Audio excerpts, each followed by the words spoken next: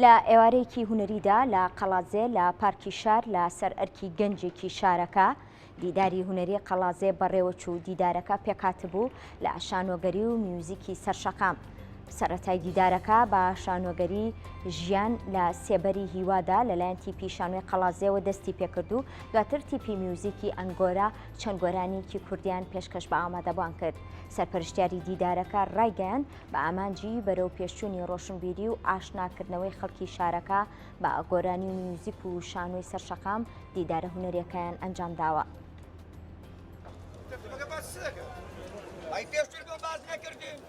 دەستەکەم بۆ نەخوێندنەوە لە کاتی وێنەگرتنیش پێتان دەڵێم چی بکەن.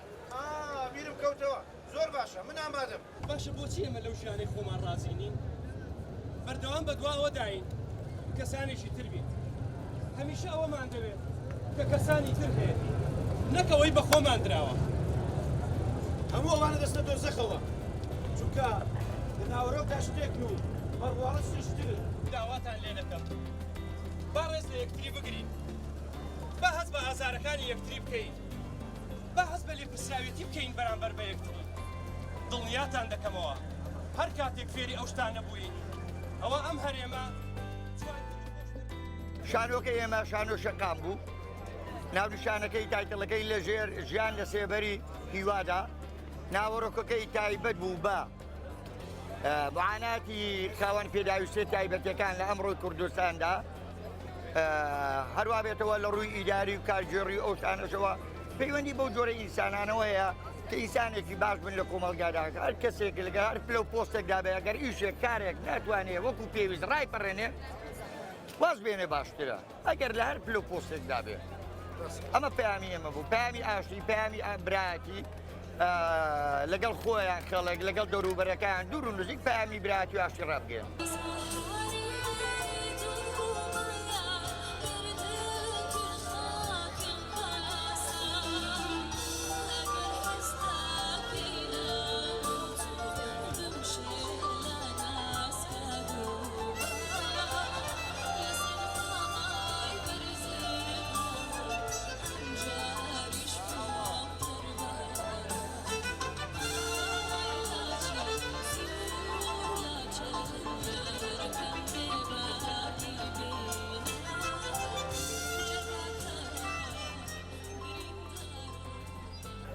زۆر دڵخۆشم کە ئێستاش گوێگری مۆسیقای ڕاستەقینە و هونەری ڕاستەقینە لەو شارەدا هەرماوە بە حکمیەوەی کە خۆم هەر ڕۆڵی ئەو شارەم و لێرە لەدایک بووم.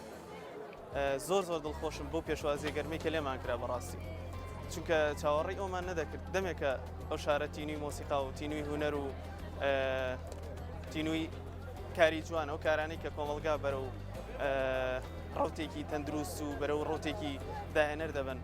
زۆر دڵخۆشم بۆ پێشوازی بینەران. حەز دەکەم توانیمان تۆزێک با بڵێن گەڕوتینێک ببەخشین بە بینەران و بە گوێگران. یعنی هەوڵماندا زۆرترین گۆرانی جیاواز ئەو گۆرانەیە کە نەبیستراوە لێرە، چکە زۆر پێویستە بەڕایم ئەو شتە پیشان بدرێت.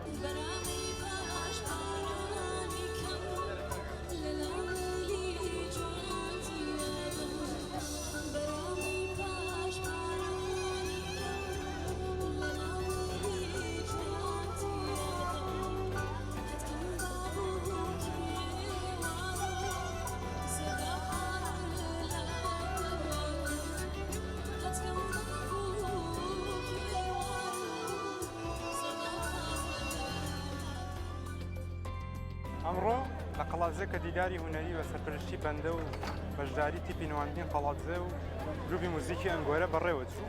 ئامان شتەیدایە هەنگاونانێک بوو بۆ پەرەپێدان و بژانەوەی جوڵی ڕۆشنبیری و فەرهەنگی و هونەری شاری قەڵازێ و دەڤەری پشدەر. وەکو خۆمان دەزانین بەهۆی کاریگەری ئەو کارە ساتانی لە ڕابردوودا لە قەڵازێ و پشدەر ڕوویان داوە ئەو جوڵەیە وەستاوە. بەڵام بەگشتی بۆ قەڵازێ بۆ پشدەر ئەوەی کە ئێمە ئەمڕۆ ئیسمان بیسەلمێنینەوەیە کە ئیرادە لە هەموو شتێک گرنگترە. باواز لە خانوە خاپور و شارە وێران کراوەکە بێنین بەڵکو بیلەوە بکەینەوە کە ئیرادەیەک هەیە خەڵکی ئەمڕۆ لێرەدا کۆ کردوێتەوە بۆی بیسەلمێنن کە قەڵاتجەکان لە بارودۆخە خراپەکانیشدا دەتوانن ڕەسەنایەتی قوڵی شارستانیەتی خۆیان بپارێزن.